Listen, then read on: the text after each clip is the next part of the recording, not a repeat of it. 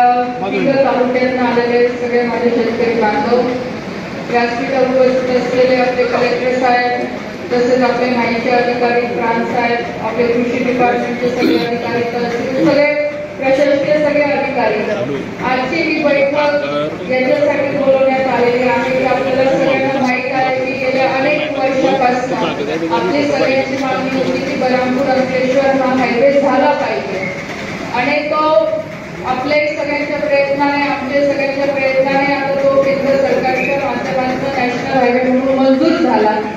त्याचं आता नोटिफिकेशन निघालेलं आहे. पण हे करत असताना काही मागच्या महिन्यापासून काही शेतकरी बांधव माझ्याकडे आले आणि त्यांचंही म्हणणं होतं की काही आमच्या शेतात महाराष्ट्र जायला नको दुसरीकडनं. असं वाटतं की ही अडचण येणारच आहे. म्हणून मी आज बैठक ही तात्काळ याच्यासाठी बोलवली की एकदा प्रोजेक्ट सँक्शन झाल्यानंतर आणि एकदा काम सुरू झाल्यानंतर जर ते काम थांबलं तर ते काम रखडलं जातं आणि खूप अडचणी येतात. त्याच्यात शासनाचं पण नुकसान होतं आणि जे रोज त्या मार्गाने जातात त्यांचं पण नुकसान होतं, कारण की कुठे रस्ता खणला जातो, कुठे माती असते, कुठे गड्डा असतो आणि याच्यामुळे आज सगळ्यांनाच अडचण फेस करावी लागते. म्हणून मी आज खास करून ज्यांच्या शेतातून रस्ता जातोय त्यांना तिथे उपस्थित राहायला लावलेला आहे. हा जो काही रस्ता होतोय त्या रस्त्याच्या माध्यमातून नक्कीच आपल्या भागाचा विकास होणार आहे, कारण की शेवटी हायवे आपल्या सगळ्यांसाठी अत्यंत गरजेचा आहे.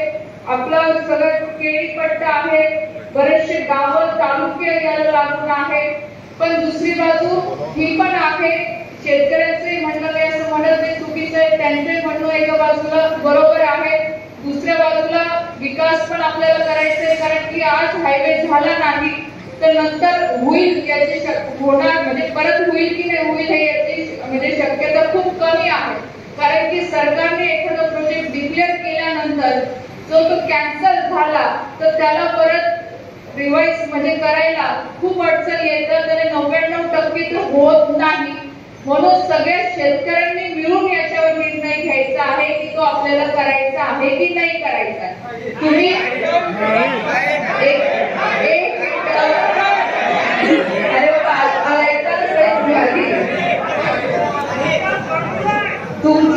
तुमच्या निर्णयासाठी ही बैठक आहे. जर माझ्या निर्णयावर असतं तर मी स्वतःच काय करून घेतलं असतं. तुमच्या मला सांगते तर तुम्ही ऐकून घ्या, तुम्ही जे सांगणार तेच होणार आहे. पण मी त्याच्यासाठीच बोलली की शेवटी निर्णय तुम्हाला घ्यायचा आहे. करायचं म्हटलं तर पुढे जाईल, तुम्ही म्हणणार नाही करायचं तर नाही होणार. पण उद्या हे ऑब्जेक्शन यायला नको की रस्ता झाला नाही, कारण की हा रस्ता डिनोटिफिकेशन होऊन परत राज्याकडे जमा होईल आणि जी दरवर्षी परिस्थिती असते, मग गड्डे पडले, मग परत पेपरमध्ये बातम्या येतात, बऱ्याच अडचणी येतात. ह्या गोष्टी जर झाल्या तर परत म्हणजे अडचण ही येता कामा नाही, परत उद्या एलिगेशन होता कामा नाही. एक वेळा आता 1 मिनिट माझं ऐकून घ्या, मग तुम्ही बोला सगळे. आता इथे आपले शिवाजी पवार साहेब आहेत, जे माहिती अधिकारी आहेत, ते प्रेझेंटेशन देतील. शांतता सगळ्यांनी बघून घ्या आणि मग तुमचं म्हणणं आहे ते तुम्ही सांगा. बैठक ही तुमच्यासाठीच आहे. तुमच्या निर्णयाच्या विरोधात ते जाऊन आम्हालाही काम करायचं नाही, कारण की ज्या काही व्यवस्था होत आहेत ते तुमच्यासाठीच होत आहे. तर तुम्हाला मान्य असेल तर होईल, नाही मान्य असेल तर नाही होणार. ते कोणाचं तुम्हाला नाही. तर साहेबांनी ते प्रेझेंटेशन सुरू करा. आपल्या ह्या भागामधून नॅशनल हायवे 753B जातोय आणि हा पूर्वी राज्यमार्ग होता. नंतर आपण तो नॅशनल हायवे डिक्लेअर केला आणि आता त्याचं चौपदरीकरण करण्याचा प्रस्ताव विचाराधीन आहे. त्या दृष्टीनं त्याची अलाइनमेंट फायनल करणे इत्यादी ऍक्टिव्हिटी सगळ्या प्रगतीपथावर आहेत. परंतु हे करत असताना ज्या लोकांसाठी हा चाललेला आहे त्यांचेही मत विचारात घेणं आवश्यक आहे, असं मत माननीय मंत्रिमहोदयांचं पडलं, प्रशासनाचं पडलं आणि त्यानुसार आपण याची बैठक आयोजित केलेली आहे. माझी आपल्या सर्वांना विनंती आहे की तांत्रिक बाजू ज्या प्रकल्पाच्या आहेत ते मी आपल्याकडून थोडक्यात सादर करतो. तांत्रिक बाजू झाल्यानंतर भूसंपादनाशी संबंधित प्रक्रिया आहे, आमचे सहकारी मित्र आहेत ते त्यांचे प्रोसिजरची मांडणी करतील. आपलं जे काही मत असेल याबाबत आपण सांगू शकाल, बैठकीत झाल्यानंतर सांगू शकाल, नंतर तुम्ही सांगू शकता. त्या सर्वांवर विचार निश्चित केला जाईल. आपण सुरुवात करूया प्रेझेंटेशनला. मोठा फायदा या क्षेत्राला होणार आहे, म्हणजे याबद्दल माझ्या मनात पण दुमत नाही. आपले केळी पीकला लवकरात लवकर यदि आपल्याला आंतरराष्ट्रीय बाजारपेठेपर्यंत पोहोचवायचे असेल तर आपल्याला या रस्ता करावा लागणार आहे. या भागामध्ये नागरीकरण, अगर एक सेकंड मला ऐकून घ्या, या भागामध्ये जो आजच्या डेटमध्ये सौदा रावेर या सगळ्या भागामध्ये जो मोठ्या प्रमाणात आपल्याला एक साधा घर मिळत नाही, दुकान मिळत नाही, म्हणजे विकास करण्यासाठी आपल्याला हे मिळत नाही, त्या ठिकाणी चांगल्या प्रकारे विकास होणार आहे. आपल्या जो भूसंपादनच्या जो नियमावली आहे, काही लोकांच्या मनात जो संभ्रम आहे, मी स्वतः विचारून घेतो. ठीक आहे, तुमच्या मनात जो प्रश्न काय असणार मी विचारून घेतो, त्याच्यानंतर जो प्रश्न आपण सर्वांना विचार करू शकतो. आदरणीय मंत्री महोदयांच्या आदेशानुसार या ठिकाणी सगळ्या यंत्रणा बोलवलेल्या आहे आणि पूर्ण पारदर्शकता ठेवण्यासाठी प्रयत्न केलेला आहे. माझी सर्वांना विनंती आहे, आपण स्वतःचा जो विचार कराय, क्षेत्राचा पण विचार करावा आणि म्हणजे विकास कसा होईल त्याबद्दल विचार करावा, भविष्याचा विचार करावा, आपल्या मुलाचा विचार करावा आणि भविष्यात येणाऱ्या पिढीचा विचार करावा. तुम्ही आता भूसंपादन प्रक्रियेबद्दल मी आदरणीय प्रांत महोदयाला सांगतो, या ठिकाणी दोन भूसंपादन अधिकारी जो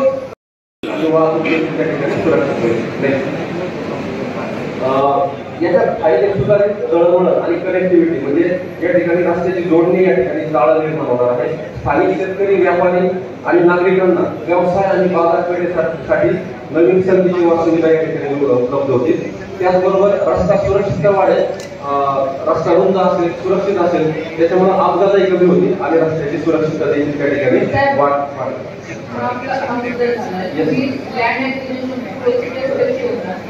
जो आपण यांना शेतकऱ्यांना जो रेट ठरणार आहे तो कसा ठरणार आहे, त्याचे पैसे कसे मिळतात, किती पटीने मिळतात, हे तुमचंच कामाचा विषय आधी ऐकून घ्या. मग याच्यामध्ये राष्ट्रीय महामार्ग कायदा आहे 1956, त्याच्यातून त्यातल्या तरतुदी ज्या आहेत त्या या ठिकाणी आपण वापरणार आहोत आणि त्या तरतुदीच्या अनुषंगानेच आपल्याला नुकसान भरपाई जी आहे ती या ठिकाणी दिली जाणार आहे. नेक्स्ट पुढे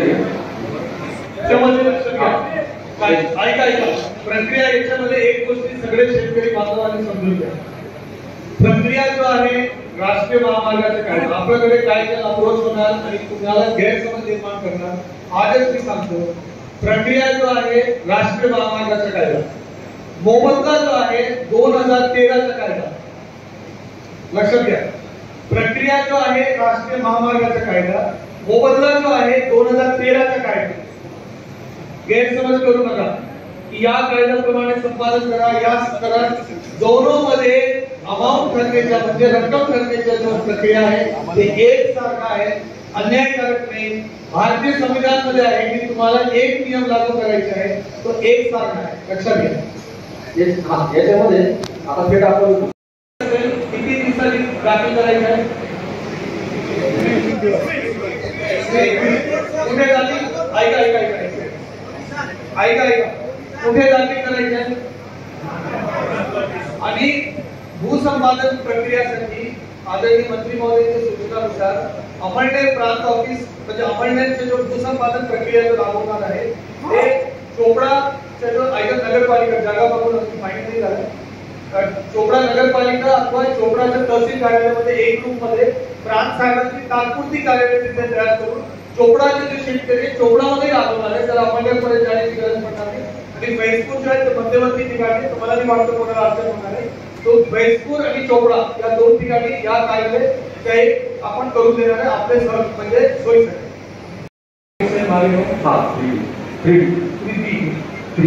या ठिकाणी दुसऱ्या टप्प्यामध्ये आपले शेतावर त्या ठिकाणी आपली यंत्रणा येणार आहे, 3-4 यंत्रणा येणार आहे.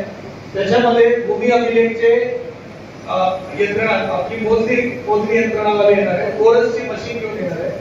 ते तुम्हाला दाखवणार आहे की कितपर्यंत आपण चुना मारून या काही रस्सी टाकून तुम्हाला दाखवणार आहे की कितपर्यंत तुमची जागा संपादन मध्ये जात आहे. नंबर 1, शेतकऱ्यांची जो मागणी असते की एकच वेळ सगळे प्रकारची तपासणी करून घ्यावा, तो आपण मंत्री महोदयांची पण सूचना होती त्याप्रमाणे आपण असा निर्णय घेतलेला आहे की त्या टाइम मध्ये वन विभागाचे अधिकारी अगर वन झाड असेल, तुमच्या बांधावर काही झाड असेल. नंबर 2, आपले एमजेपीचे अधिकारी कोणी विहीर, तलाव, काही गोष्टी असेल त्या ठिकाणी बोरवेल इत्यादी. 3, कंपाऊंड वॉल, काय बिल्डिंग या गोष्टी असेल त्याच्यासाठी पीडब्ल्यूडीचे अधिकारी. नंबर 4, या ठिकाणी तुमचे कृषीचे काही पीक लागलेलं असेल, काही केळीचं झाड लागलेलं असेल तर त्याची मोजमाप करण्यासाठी आपण केळीचं झाड काढल्यानंतरही 99% 99% तुमची पीक निघाल्यानंतर आपण संपादनची प्रक्रिया करतो. परंतु काय असा वेळ आला की काही आगे मागे झाला, मागच्या गटामध्ये काम सुरू झाला तर तुमच्या गटात काम करायचं आहे, तो केळीचं झाड वगैरेचं असेल तर त्याची व्हॅल्युएशन, काही फळझाड असेल त्याची व्हॅल्युएशन, या सगळ्या गोष्टी त्या ठिकाणी घेण्यात येणार. माझे या ठिकाणी उपस्थित असलेले सर्व शेतकरी बांधवांना विनंती आहे, बहिणीला विनंती आहे, कृपा करून कुठल्याही प्रकारचं फळझाड आजच्या डेट मध्ये लावू नका. त्याचं कारण आहे की सॅटेलाइटची फोटोग्राफी झालेली आहे, परत त्याच्यावर वाद निर्माण होते. दुसरी गोष्ट त्याचा मोबदला मिळत नाही. तुम्ही कुठल्या आंध्रामधून झाड घेऊन आले, त्याच्यामध्ये खर्च तुमचा पडला, तुमच्या मनात एक रोष निर्माण होते. असं आपण अगर आदरणीय मंत्री महोदय आपण सगळेजण म्हणजे तुम्ही एवढं संपादन ऐकलं असेल, पाहिलं असेल, तुमच्या जमिनीचे कधी ना कधी संपादन झालं असेल. कधी असं झालंय का यासारखं एक म्हणजे मोकळा मीटिंग, खूप चर्चा, या ठिकाणी अगदी पारदर्शकताप्रमाणे सगळे यंत्रणांना बोलून चर्चा, असा कधी झालाय का? अगर प्रशासन असेल, शासन असेल, एवढं पारदर्शकता दाखवून या ठिकाणी काम करून राहिले. माझी विनंती आहे या ठिकाणी असलेल्या व्यक्तींना तुम्ही 100% पारदर्शकता दाखवा. आपण सगळेजण आणि याच्यामध्ये गडबड काय होतो मी सांगतो. डेट जो आहे ऍडव्हान्स मध्ये आपल्याला कळवण्यात येणार आहे. माझी कडकडीची हात जोडून विनंती आहे सगळे लोकांनी त्या ठिकाणी उपस्थित राहावं. कुठल्याही प्रकारची गोष्टी त्या ठिकाणी सुटू नये. या ठिकाणी ड्रोनच्या माध्यमातून, बाकी व्हिडिओग्राफी, फोटोग्राफीच्या माध्यमातून आपण फोटोग्राफ काढून घेणार आहे. उद्या कुठल्याही प्रकारची वाद निर्माण झाली, माझ्याकडे तुम्ही अपीलमध्ये आले, माझ्यानंतर तुम्ही कोर्टात अपीलमध्ये गेले, हायकोर्टात गेले, सुप्रीम कोर्ट पर्यंत गेले, हा पुरावा व्हिडिओग्राफी, फोटोग्राफी, ड्रोनचे फोटो, सॅटेलाइटचे फोटो सगळे आपल्याकडे उपलब्ध राहणार आहे. कुठल्याही पद्धतीमध्ये या नोंद घेण्यात आली नाही, हे कळून गेला, यामध्ये गडबड होता कामा नये. या गोष्टीची प्रत्येकाने लक्ष द्या, नोंद घ्या. याच्यामध्ये एक और गोष्टी आहे, 7/12 किती लोकांनी स्वतःच्या पाहिलेलं आहे? पाहिलंय की पाहिलंय? आजच्या दिवसात पाहिलेलं आहे. किती लोक मयत लोकांचं नाव असून 7/12 आहे? आपण ज्या लोकांचे 7/12 मध्ये मयत लोकांचं नाव आहे. दुसरी गोष्ट, ज्या ठिकाणी तुमची बागायत जमीन आहे परंतु जिरायत म्हणून नोंद असेल ना काही लोकांच्या, तुम्ही केळी घेताय जिरायत जमीनवर, असं किती शेतकरी आहेत जिरायत जमीनवर केळी घेत आहे ना? त्याची कृपा करून दुरुस्ती करून घ्या. आणि मी अडचणी कुठे येणार आहे, वाद कुठे होणार आहे, मोकळ सांगतो. ही जेव्हा 100% बिलकुल क्लॅरिटी देतो. कुठल्याही प्रकारच्या मनात शंका घेऊन जाऊ नका. 12 व्यवहारातले आपण 6 व्यवहार वगळणार आणि जे 6 असते त्याचा ऍव्हरेज घेणार. म्हणजे समजा तो ऍव्हरेज 1,200 रुपये आला, 100 रुपये बेस रेट सरांनी सांगितलं तर आपण 1,200 रुपये हा तिथला रेट हा ठरवणार. 1,200 रुपये रेट ठरल्यानंतर त्याला गुणांक 2 आहे, म्हणजे 1,200 ला आपण 2 ने गुणणार. 2 ने गुणाकार केल्यावर 1,200 गुणिले 2 होतील 250 रुपये. 250 रुपये हे झाल्यानंतर त्याच्यावरती पुन्हा 100% दिलासा रक्कम, म्हणजे 250 वर 250 रुपये असा 500 रुपये त्याचा तो रेट होणार. यात मग परत तुमचे इतर जे म्हणजे समृद्धी आहे, समृद्धी आहे याच्यामध्ये जरासा फरक येतो. मी सांगतो आपण 100 रुपये आपला सर्कल रेट, परंतु तुमच्या भागामध्ये खरेदी ही 2-3 तुमच्या मनात जो जेवढे प्रश्न आहे मी भरपूर भूसंपादन केलं. मी स्वतः ब्रांच म्हणून काम केलेलं आहे, भरपूर 32 प्रकल्पामध्ये मी भूसंपादन केलं आहे, यामध्ये भरपूर केलं आहे. आणि तुमचे मुक्ताईनगरचे भाऊ पण विचारून घ्या, काही प्रमाणात त्यांचे रोष असेल पण त्याला विचारा. 300% पेक्षा जास्त भाव पण मी दिले, 300%, 3 पट. मी तुम्हाला जरासं व्यवस्थित सांगतो, समजून घ्या. पहिला विषय आहे आपल्या सर्कलचे रेट. ते आपल्याला फक्त एक आयडिया देतो की रेट कुठे आहे. म्हणजे एक प्रकारची जमीन आहे, सर्कल रेट वेगवेगळ्या प्रकारचे असतो. शेतीचा वेगळा असतो, जिरायचा वेगळा असतो, बागायचा वेगळा असतो. हायवे म्हणजे एने कमर्शियल वाला एक वेगळा असतो, एनए झालेल्या जमिनीचा वेगळा असतो, कृषीच्या जमिनीचा वेगळा असतो. ठीक आहे. यदि हायवे लगेचची जमीन आहे, यदि हायवे लगेचची जमीन आहे तर ते ऑलमोस्ट एनए असतो. बरोबर आहे? Yes sir. ठीक आहे. तो हायवे लगेच वाले जो लोक आहेत, काला आणि लाल सोबत फिरत होता, तर त्याला एनए और नॉन एनए बद्दलचा विषय मोठा मोठी जरासा बाजूला ठेवतोय. लक्षात घ्या. दुसरी जो आहे ते झाल्यानंतर आपण काय करतो की सगळे एक प्रकारचे म्हणजे तुमच्याकडे बागायत कृषी असेल, केळीचे कृषी असेल, त्याचे सगळे दर घेतो, त्याचे वरचे घेतो 50% खालचे सगळे मिळेल वरचे घेतो. हे काय म्हणतात 125च्या 2 पट करतात. ठीक आहे. आणि याच्यामध्ये पण एक फरक आहे. अगर आपली नागरी भाग असेल जो आपल्याकडे कुठे नाही, बिकॉज आपण पूर्णतः बाहेर जातो, चोपडा शहर से पूर्ण बाहेर जातो, आपण रावेर शहर से पूर्णतः बाहेर जातो, सावदा से पूर्णतः बाहेर जातो. तो नागरी भाग यहाँ पर नहीं है. आपल्याकडे काय आहे? ग्रामीण भाग. आणि काही हे पण शकते म्हणजे सेमी अर्बन. सेमी अर्बनच्या काही नियम असतो. 1.25 आहे. 1.25 गुणांचा जो आहे तो 1.25. तो आपण पहिले काय केला 125 रुपये आले. ग्रामीण भाग असल्यामुळे डायरेक्ट 100% वाढ. ठीक है. यहाँ पर बहुतेक लोग ग्रामीण भागात असेल, काही जो बिलकुल शहर से लगेच असेल, जहाँ पे वेट ऑलरेडी जास्त आहे, त्या ठिकाणी 1.25 शहर से लगेच 1.25 सवा पट क्लियर आहे. ग्रामीण भागात डायरेक्ट झाला ते 250 रुपये आणि जो काही कर निघाला उसका डायरेक्ट डबल तो झाला थोडक्यात 4 पट. तो अगर तुमची आज की सर्कल रेट 100 असेल, खरेदी विक्री व्यवहारमध्ये 125 येत असेल, तुम्हाला डायरेक्ट 500 रुपये भेटतील. जो बाजार दर जो आहे, तुम्ही म्हणता की नाही आपण पेपरवर एवढं केलं होतं, कॅशचा व्यवहार आपल्याकडे जास्त असतो, इत्यादी इत्यादी इत्यादी काही गोष्टी आलेल्या नसेल पेपरवर. हे जो आपण 100 आणि त्याच्या 100 म्हणजे 4 पट करतो, हे जो सगळे बाकी गणित आहेत त्याच्यामध्ये समान. मी मुक्ताईनगर मध्ये पण पाहिलेलं आहे, जो मार्केट रेट म्हणत होते त्याच्यामध्ये माझ्या माहितीनुसार एक बी असा व्यक्ती या मध्ये नसेल तो भूमिहीन होणार आहे. एक मिनिट गोवाला विषय समृद्धी इथपर्यंत मी आपल्याला सांगितलं ना, इथपर्यंत समृद्धी महामार्ग मध्ये राष्ट्रीय महामार्ग मध्ये कुठलेही फरक नाही आहे. तुम्ही कुठल्याही व्यक्तीला विचार केला तो रविवारी पण करून घ्या, कुठल्याही व्यक्तीला विचारून घ्या, मी इथपर्यंत सांगितलं समृद्धीमध्ये राष्ट्रीय महामार्ग मध्ये कुठलेही फरक नाही. फरक कुठे येतो हे पुढे. आता मी फक्त समृद्धी आणि यावर काय फरक आहे एक मिनिट आम्हाला सर जमीन द्यायचीच नाहीये तर पैशाचा विषय येतच नाही याच्यामध्ये. मी सुरुवातीला पण 1 मिनिट मी सुरुवातीला पण सांगितलं इथे आपण फक्त या रावेरचेच लोक नाही आहेत, मी चोपड्यापासून सगळे लोकांना बोलवलेलं आहे. ठीक आहे. तुमची इच्छा नाही, कोणाला जबरदस्ती नाही, पण प्रक्रिया काय आहे ते तर मला समजून सांगता. करायचं नाही करायचं तो तुमचाच विषय. मी आधीच बोलली की रस्ता बनतो तो तुमच्यासाठीच बनतो, का माझ्यासाठी बनत तो अशातला नाही. निर्णय तुम्हाला घ्यायचा आहे. आज ही गोष्ट तुम्हाला दुसरी बाजू पण ही प्रॅक्टिकल गोष्ट पण आपण लक्षात घेतली पाहिजे. तुमचं म्हणणं जे आहे हे खरं आहे, मी त्याला काही विरोध करतच नाही, तुमचं म्हणणंही बरोबर आहे. पण दुसरी बाजू तुम्ही हे पण मान्य केली पाहिजे की एकदा रस्ता कॅन्सल झाल्यानंतर परत हा सँक्शन होणार नाही म्हणजे नाही होणार. हा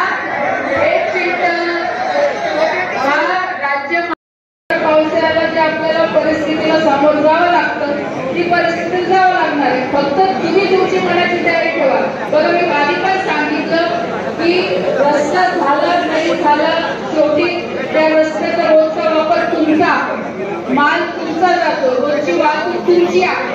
पण उद्या हे एलिगेशन होता कामा नये की आम्ही काही केलं नाही, करायचं की नाही करायचं. पण आमचं काम आहे की प्रक्रिया तुम्हाला एकदम समजून सांगायची.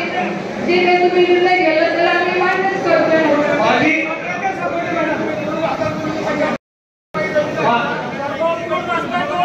माझी सर्व लोकांना विनंती आहे, अति तातडीने कृपा करून कुठलेही निर्णय आपण यावर कोणी घेणार नाही. असा आता आपण बसले, माझी सर्वांना विनंती आहे, एक मिनिट अधिक गडकरीची या ठिकाणी सर्वांना एक विनंती आहे की आपण घरी जाऊन चर्चा करा, आपल्या कुटुंबाच्या लोकांना विश्वासात घ्या, काय आले असेल काय नाही. ऐका 2 मिनिट. हे बघा, आता इथे आज चर्चा मी परत तेच सांगते, निर्णय तुमच्यावर, तो माझ्यावर नाही. जर माझ्यावर असता तर मी वरची मीटिंग घेतली पण नसती, मी डायरेक्ट प्रोसेस करायला लावलं असतं. मी तुम्हाला याच्यासाठी का बोलवलं, किंवा तुम्हाला विश्वासात घेऊन किंवा तुम्हाला मान्य असेल तर मी काम करणार आहे. शेवटी मला काम तर तुमच्यासाठी करायचं नाही, मला माझ्यासाठी तुम्ही नाही करायचं. ही मीटिंग झाल्यानंतर तुम्ही जसं साहेबांनी सांगितलं, घरी गेल्यानंतर ज्या लोकांची मान्यता आहे त्यांनी लिहून एक अर्ज आपल्याकडे देऊन द्यावा. ज्यांची मान्यता नाहीये त्यांनी तो अर्ज, आमची मान्यता नाहीये असा अर्ज आपल्या तहसील ऑफिसला पोहोचून द्यायचा आहे. त्याच्यावरनं ऍव्हरेज आम्हाला पण लक्षात येईल की कोणत्या भागातले लोक हो म्हणताय, कोणत्या भागातले नाही म्हणताय. मग त्या हिशोबाने आम्हाला काम करता येईल. ही मीटिंग घेणं याच्यासाठी गरजेचं आहे की एकदा प्रोजेक्ट सुरू झाला की तो थांबल्यानंतर खूप अडचणी येतात. माझी कळकळीची तुम्हाला विनंती आहे, कारण की ही परिस्थिती आम्ही मुक्ताईनगरमध्ये पण आता फेस करतोय. कारण की याचं नुकसान खूप मोठ्या प्रमाणात शेतकऱ्याचं पण होतं. ठीक आहे, आज आमचं तर काही तिथे शेतबीज नाहीये, पण तुम्हाला शेतात जायला अडचण येते, मालाची गाडी बाहेर काढायला अडचण येते, रोजची वाहतूक असते, बिचारे मोटरसायकल परिवार जातात, ऍक्सिडेंट होतात. ह्या सगळ्या परिस्थितीवर तुम्हालाच सामोरं जावं लागणार. म्हणून जे काही निर्णय घ्यायचे 8 दिवस मी तुम्हाला देणार आहे. 8 दिवसात मला सगळ्यांचे अर्ज पाहिजे, त्याच्यानंतर मग आम्ही ठरवू करायचं की नाही करायचं, म्हणजे जे तुमचा कॉल असेल त्याच्यावर निर्णय घेऊ. पण एकदम झाल्या तुमचा होकार आला तर तो नंतर थांबता कामा नये, आणि जर नाही असेल तर मग तो पूर्ण स्टॉप होऊन जाईल. मग तो भविष्यात होईल नाही होईल याची तर गॅरंटी मी पण नाही घेऊ शकत. कारण की जेवढं माझा अभ्यास आहे तेवढं हेच आहे की एकदा हायवे कॅन्सल झाल्यानंतर तो पूर्ण परत सँक्शन होत नाही. तो आयुष्यभरासाठी हा राज्य मार्गच राहील आणि ज्या परिस्थितीमध्ये आहे त्याच परिस्थितीमध्ये राहील. ही पण सत्यता आहे, याचा पण आपण सगळ्यांनी विचार करून शांततेत निर्णय तुम्ही लोकांनी घ्यावा अशीच माझी माहिती आहे. जी ऑन पेपर रेट निघेल त्याचं 4 पटीने तुम्हाला पैसे मिळणार आहेत. आणि त्याच्यानंतरही तुम्ही कोर्टात जाऊ शकता. कोर्टात जायला मनाई नाहीये. कोर्टाचा निकाल आला की तुम्हाला वाढून दिले पाहिजे तर सरकार परत तर वाढून देईल, पण पहिल्या याच्यातच तुम्हाला 4 पटची व्हॅल्यू भेटेल. हे आहे. आता समृद्धी सगळ्या लोकांनी प्लीज शांततेने ऐका. सन्मान्य मंत्री महोदयांनी स्पष्टपणे सांगितलेलं आहे, आता निर्णय सांगण्याची गरज नाही. अगर आपण इकडे निर्णय वगैरे सांगत गेले,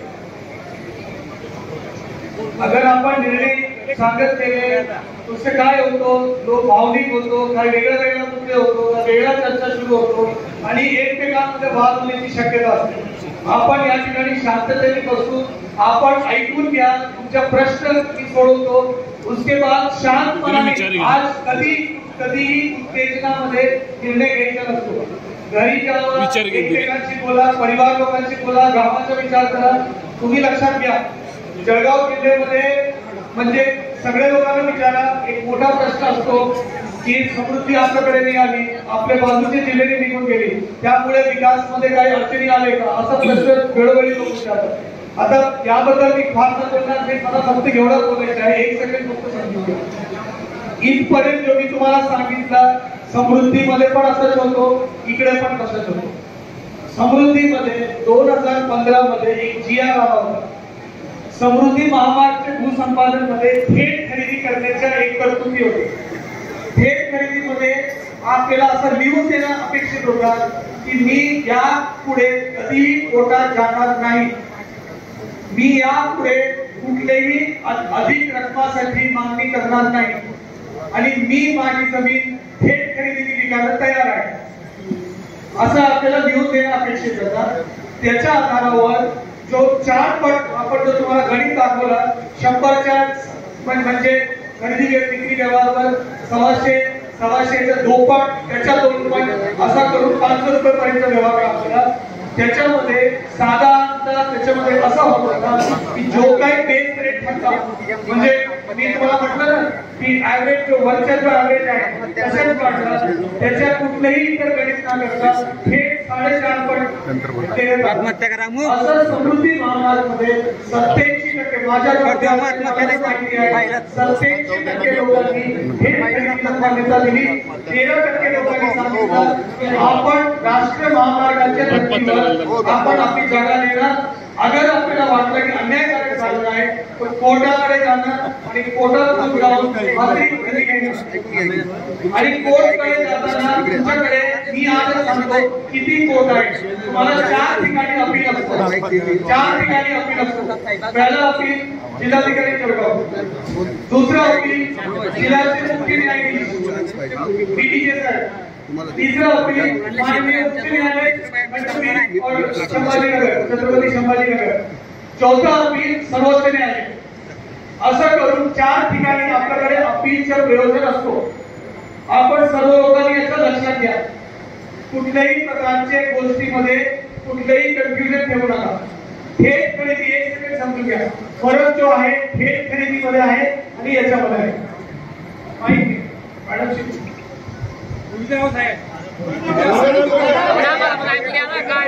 इथले लोक काही वेगळे, तिथले लोक काही वेगळे अशातलं नाही. जे होते तुमच्यासाठी होतं. इथे काही आपल्याला तुम्ही असं केलं हे केलं तसं करायचं नाही. शांततेत चर्चा करायची. मी आधी पण सांगितलं 8 दिवसात आपल्याकडे आहे. 8-10 दिवस सगळ्यांनी लेखी कळवायचंय. हो नाही, जे काही तुमचं निर्णय असेल लेखी स्वरूपात तहसीलला जमा करायचे आपल्या पैसे. इथे काही आजच्या आज काही डिसिजन होणार नाही. म्हणून फक्त ही प्रक्रिया समजून घेणं तुम्हाला गरजेचं होतं म्हणून मी सांगितलं. आदरणीय एक खडसे, माझी तुम्हाला नंतर विनंती आहे की आमच्या शेतकऱ्यांसाठी शेती उपजीविकेचे साधन आहे आणि आज तुम्ही तिला नष्ट करणार फक्त आम्ही काय करावे, कुठे जावे, आमच्याकडे उपासमारीची वेळ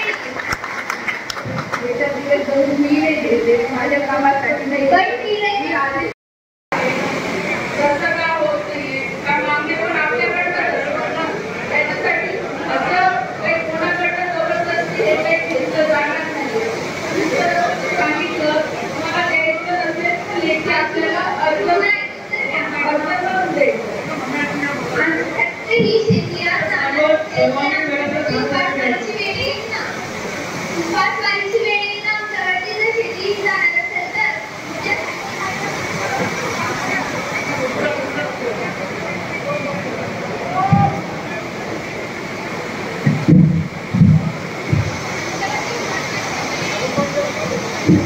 माईक वाढवा ना.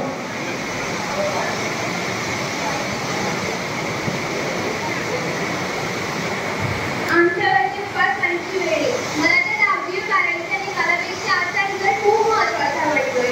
शेतकऱ्याचे शेतजमिनीचे जेव्हा तुकडे होतील ती सगळी जेव्हा वहिवाटी फार जिद्दीचे होईल जाईल. शेतकऱ्यासाठी शेती उपजीविका असून ती आज जर राहणार नसेल तर शेतकरी तर संपून जाईल ना. आज येणारी जी नवीन पिढी आहे ती मग काय शिकेल. माझ्या वडिलांचं स्वप्न आहे की मी BSc ऍग्रिकल्चर करावे. मला त्या गोष्टीचा अभिमानही आहे कारण की गेले 3 महिने मी बघते माझे वडील कष्ट फिरत आहेत, धावपळ करत आहेत. आमच्याने ते बघत नाही होत आहे. म्हणून मी आज तुम्हाला नम्र विनंती करते. आमच्यासाठी शेती उपजीविका आहे, तिला तुम्ही प्लीज नष्ट करू नका कारण की शेतकऱ्यासाठी शेती हे त्याचे जीवन आहे. बरोबर आहे. मी काही तुमची जमीन ओढायला आले नाहीये. जिथे आपण इथे चर्चेचा आलेलो आहे. तुमचं म्हणणं नाही असेल तर नाही होणार. मी परत परत ते सांगायचा प्रयत्न करते. तुम्ही मला असं नका जाणून देऊ मी काहीतरी ओढायला आलो. जे आहे ते तुमच्यासाठीच आहे. मी फक्त 3 महिन्याचा अनुभव सांगते. जो माझ्या वडिलांनी जी धावपळ केली तोच अनुभव तुमच्या समोर शेअर करते. तुमच्या फिलिंग सगळ्या बरोबर आहे का? आम्ही पण तुम्हाला शेतकऱ्याची रिक्वेस्ट आहे तुम्हाला. आम्ही पण शेतकरीच आहे. मी पण रिक्वेस्ट तुझी एक्सेप्ट करते आहे. फक्त माझं पूर्ण ऐकून तर घ्या. आपण मीटिंग त्याच्यासाठी जेव्हा कोरोना काळ आलेला होता तेव्हा कोरोना काळामध्ये सर्व रस्ते बंद पडलेले होते. मात्र एकच रस्ता सुरू होता ना, तो म्हणजे शेती. आणि शेतीसारखी सर्वात भारी मोठी गोड कंपनी आज जर तुम्ही नष्ट कराल तर आम्ही काय करावे, कुठे जावे, कोणती कंपनी आम्हाला काम देणार हो. आम्ही शेतकरी मुलं सरकारी, आमच्यासाठी शेती ही सर्वात भारी गोड कंपनी आहे, तिला नष्ट करू नका. आज माझ्या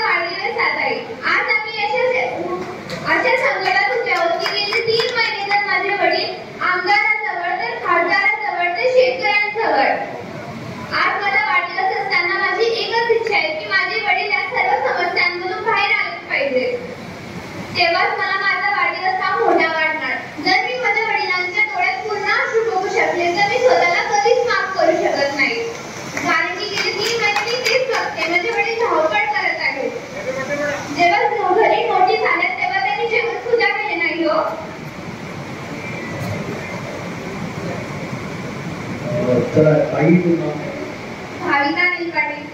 तर भाविकांना वाढदिवसाच्या आधी शुभेच्छा काळामध्ये. आणि म्हणजे भाविकांना जे स्किल आहे बोल्डनेस जो आहे हा खरोखर वापरण्यासारखा आहे. इथून ती विचार मांडू शकते. ताई माझी फक्त एकच रिक्वेस्ट आहे की माझे वडील इथून घरी जाताना हसत गेले पाहिजे. शेतकरी वडिलांसाठी तरी प्लीज ताई.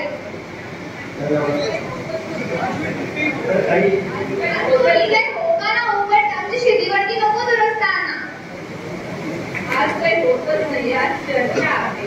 चर्चा इथे बसलेल्या सगळ्या शेतकऱ्यांचा विचारासाठी आहे. तुला मत मांडलं म्हणजे त्याच्यावर आपण विचार करू. बैठक त्याच्यावर सर्व शेतकरी बंधू भगिनींना एक विनंती आहे. भाविका एक विषय असा आहे की आजचं खरोखर आपण अनुभव घेतला असेल. जर कलेक्टर साहेबांनी सांगितलं की याच्या आधी ज्या ज्या वेळेला असे प्रकल्प बनतात आणि ज्या ज्या वेळेला त्या जमिनीचं अधिग्रहण होतं त्या वेळेला ते होतं आणि नंतर आपल्या लक्षात येतं की आपली जमीन अधिग्रहित होणार आहे. आज तसं नाही आहे. आपण एका गोष्टीला मान्य केलं पाहिजे. आपल्याला ती गोष्टीचा राजभाऊ तुम्ही पण आज सगळे आहेत की ओपन चर्चा आता होते. अजून सुरुवात झालेली नाही. ताईने ती चर्चा घडवली आहे. चर्चेचा उद्देश आहे की चर्चा घडेल आणि शेवटी आमच्या दोघांची जी भूमिका आहे लोकप्रतिनिधीची भूमिका जी असणार आहे ही तुमची जी भूमिका आहे ती आमची असणार आहे. कारण शेवटी तुझं समाधान झाल्याशिवाय पुढची कुठली प्रोसेस सुरू होणार नाही त्या दोन त्या बाबतीमध्ये. त्यामुळे असा विषय की जर ताईने सांगितलं की आता याची प्रोसेस अशी आहे बरोबर. शासनाने प्रशासनाने सुरेश काका शासन आपल्याला समजून सांगितलं. आपल्याला योग्य वाटलं तर आपण पुढे जाऊ. आपण नाही वाटतं आपल्याला आपण आपली भूमिका तहसीलदारांना सांगून बरोबर आहे. त्यामुळे विषय परंतु एक मिनिट त्यामुळे मला असं म्हणायचं की सगळ्यांना आपल्याला आपण ह्या गोष्टी आजची चर्चा घडते. एवढी चर्चा याच्या आधी कधीच बघितलं नाही चांगल्या प्रकारे. त्यामुळे या चांगल्या प्रकारे चर्चा घडते. चांगलं होतं आपल्याला चांगलंच जे सगळ्यांना जे आनंद वाटणार आहे त्याचं सगळं समाधान वाटणार आहे तेच होणार आहे. त्याच्या भावना खरोखर महत्वाच्या आहेत. त्या भावनेचं दादा ताईंना सगळ्यांना सरांना भूमिका जो जुना धक्का होता ताई तो तुम्ही जो सुंदर केला नाही त्याच्यावर नंतर तुम्ही कसा केला नंतर अजून तो केला. आता नंतर हे केला हा रस्ता. आता समजा या रस्त्यावर तुमचं काय हा तुम्ही तिसरा पहिला जो मार्ग होता म्हणून आपला त्याच्यावर तुमचं काय म्हणणं आहे. तो रस्ता व्हायला पाहिजे.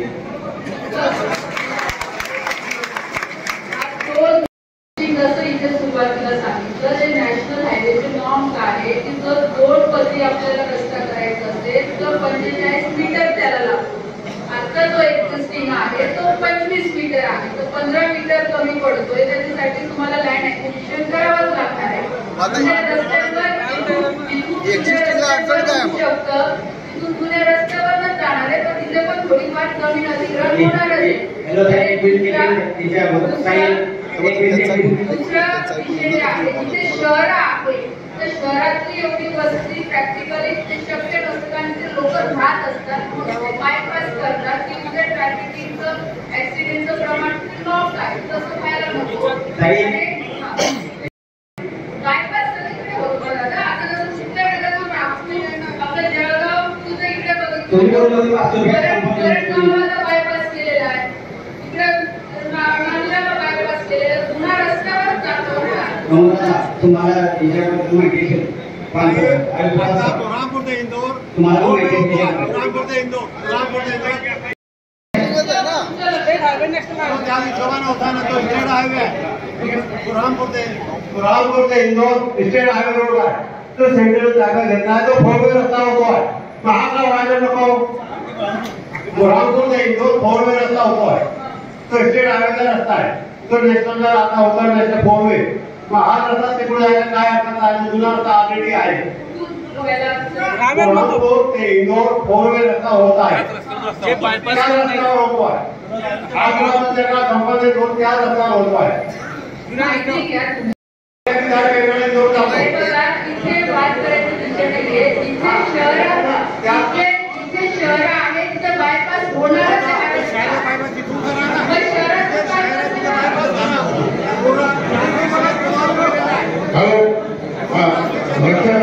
मी मला एक विनंती करतो की सरकारचे की नंतर जो 8 रस्ता येतो त्याचा 70%-90% जुन्या असतो सर्व हायवेचं काम चालू आहे फोरवेचं आहे बघा. आणि तुम्ही जे म्हणता किंवा शहरातून आपण मला म्हणा ऐकून घ्या, शहरातून आपण बायपास करावा आता आपली मराठी इच्छा आहे का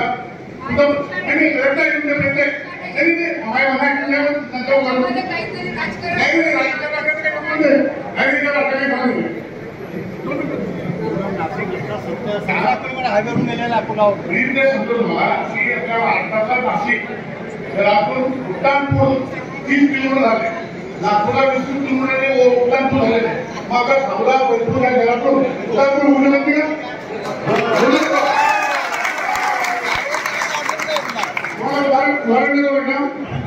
मॅडम मला म्हणा ऐकून घ्या,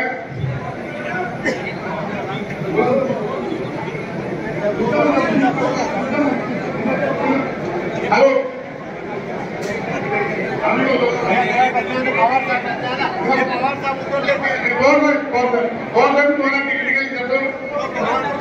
कसा होता टेक्निकल तुम्हाला टिकट नागपूर आणि 20 किलो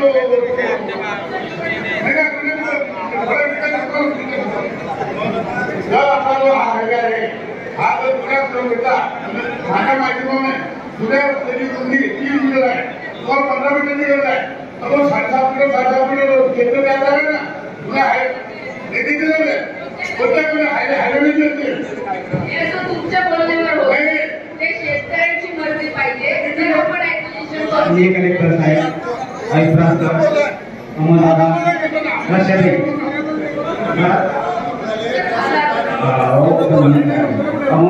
सर कलेक्टर साहेब हे बघा तेच विषय रिपीट करू नका. एक विषय लक्षात आला की ह्या भागाच्या लोकांच्या यावर रावेत काय म्हणतात, रावेत चोपड्याचं काय म्हणतात.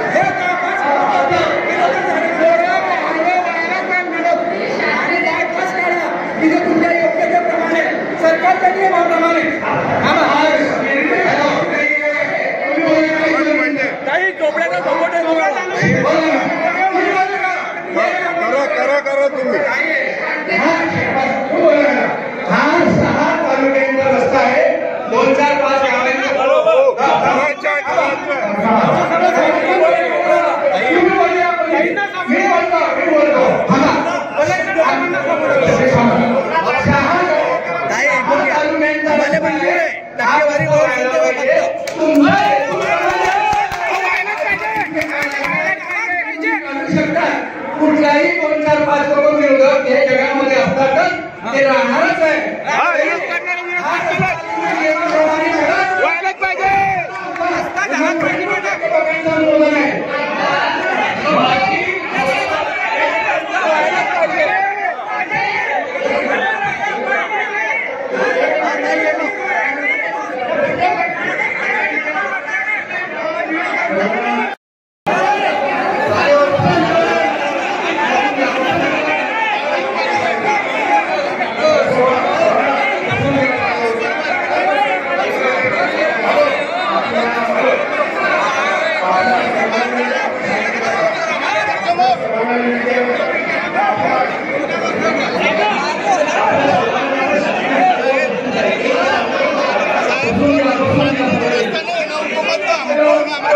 Thank you.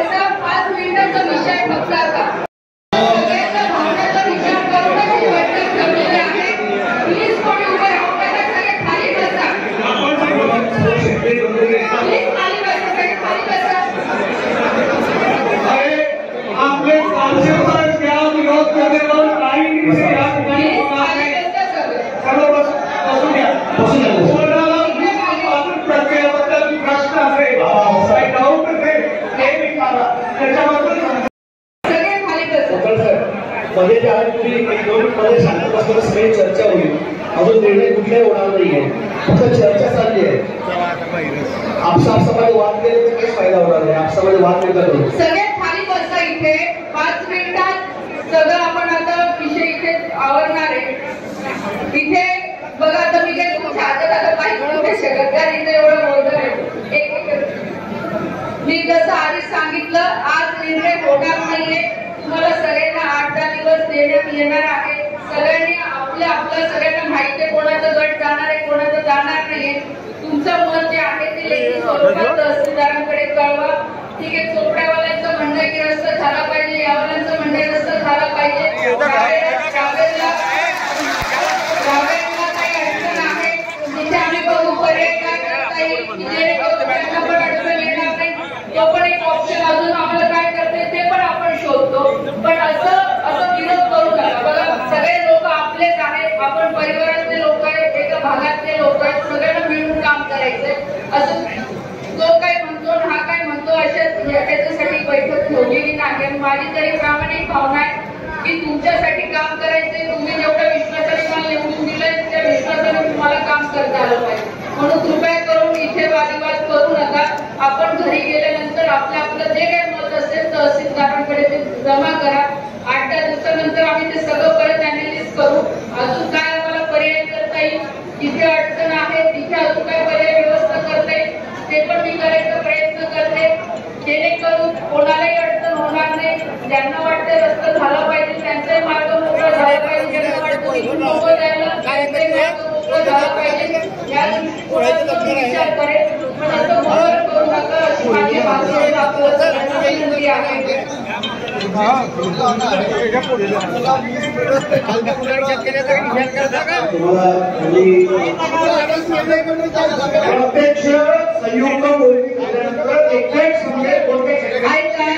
तुम्ही जे म्हणताय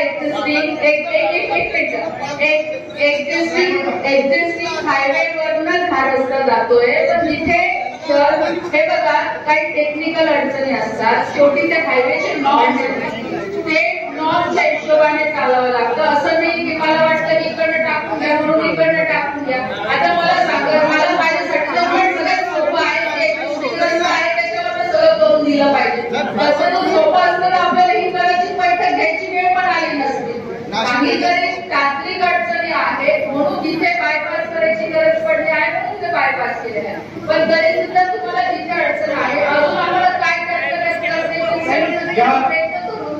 आमचं असं म्हणणं आहे 1 मिनिट आमची ओढ आहे. ऐकून घ्या आमची एक मिनिट ऐकून घ्या फक्त एक मिनिट.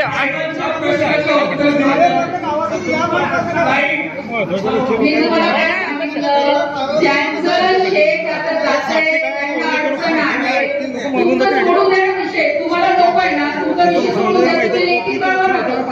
इथे काय आपण इकडून घ्या तिकडून घ्या, तो आपला विषय नाही. ते डिपार्टमेंट बघेल ना. तुम्हाला नको तुम्ही लेखी देऊन द्यायची, ज्याला नसेल त्या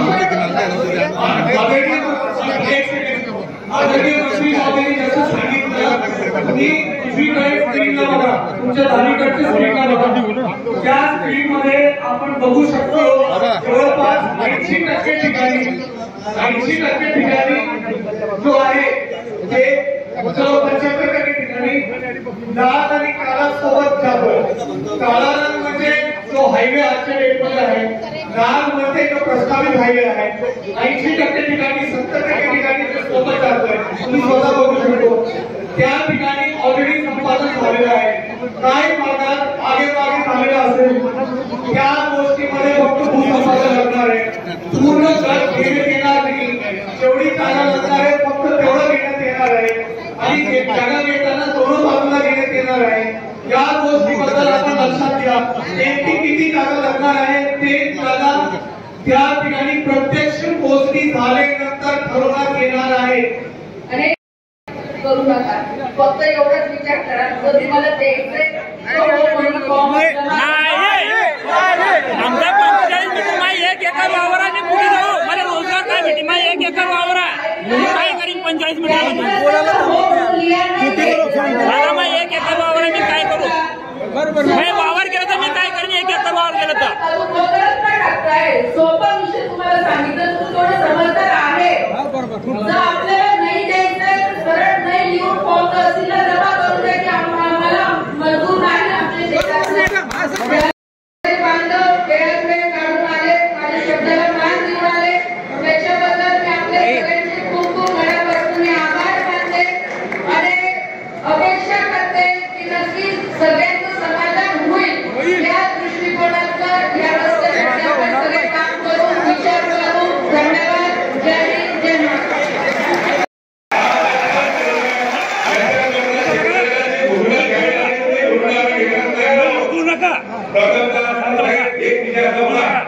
एक विषय असा होता की भावनाला आपण बोलू गेलो. त्यांच्या घरची परिस्थिती अशी होती की त्यांच्या 3 दिवस दूध भेटली नाही. मी जे झालं त्या मुलीला की बोलू नका तू, हो तर तीच परिस्थिती आहे. तरी विनंती अशी आहे की सर्वांना एकच विनंती आहे की रस्ता जाऊ देऊया.